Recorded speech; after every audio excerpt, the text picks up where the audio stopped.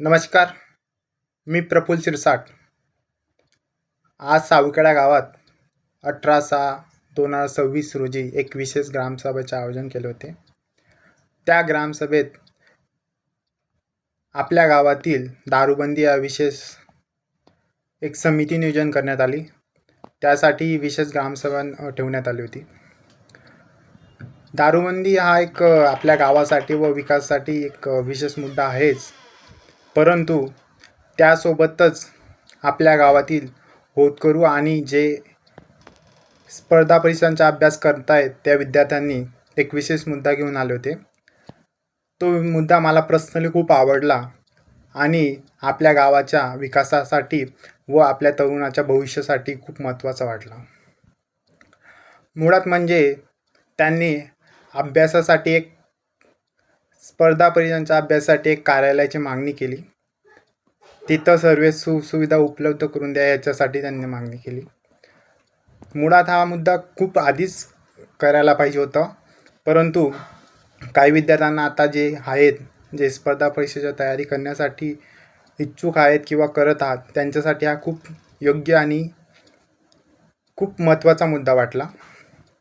त्यासाठी ग्रामपंचायत सावखेडा आणि विशेष सरपंच यांच्याकडे आम्ही विनंती केली आणि त्यांनी एका शब्दात होकार दर्शवला. मी प्रत्येक वेळी ग्रामपंचायत त्यांच्या कामाबद्दल बोललोच आहे. ते चांगलं असो वाईट असो, प्रत्येक गोष्टीविषयी मी तुमच्यासमोर ते मत माझं व्यक्तच केलं आहे. परंतु त्यांनी ह्या कार्यास एका शब्दाला होकार दर्शवला, त्यासाठी मी ग्रामपंचायत सावखेडा यांचं खूप खूप आभार आहे.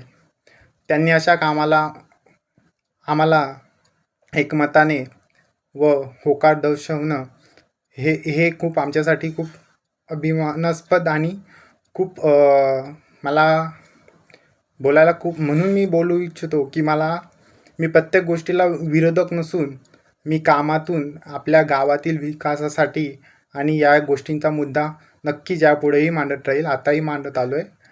पण असले कामं करत असाल तर मी तुमच्या सपोर्टिव्ह आणि भविष्याचा आपल्या ज्या तरुण पिढीच्या भविष्यासाठी ही गोष्ट खूप महत्त्वाची आहे. धन्यवाद. आपण ह्या दर्शवल्याला आपण ज्या गोष्टी या पुढाकार घेतला आणि ह्या स्पर्धा परीक्षांसाठी आपण जो दाखवलेला दर्शवलेला जो होकार आहे तो विशेष म्हणजे अमूल्य आहे असं मला वाटतं. मला पर्सनली असं वाटतं की येत्या काळात ग्रामपंचायत सावखेड्यामध्ये खूप इच्छुक उमेदवार आहेत. तर जे कोणी पण इच्छुक उमेदवार असतील त्यांनी गावातील तरुण पिढीतील जे स्पर्धा परीक्षांचा अभ्यास करत आहेत त्या विद्यार्थ्यांसाठी प्रत्येक उमेदवाराने एक एक पुस्तक पर्सनली घेऊन ते विद्यार्थ्यांना द्यावे. ते त्या कार्यालयात उपलब्ध करून द्यावे.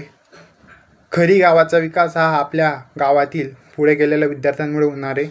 म्हणून माझी पर्सनली प्रत्येक उमेदवाराला विनंती आहे, जे कोणी पुढे येणाऱ्या भविष्यात उभं राहणार आहे त्यांना माझी पर्सनली विनंती आहे की आपण प्रत्येकाने एक एक पुस्तक घेऊन जे विद्यार्थी स्पर्धा परीक्षेचा अभ्यास करण्यासाठी त्या कार्यालयात येणार आहात त्यांच्यासाठी एक खूप उल्लेखनीय काम असणार आहे.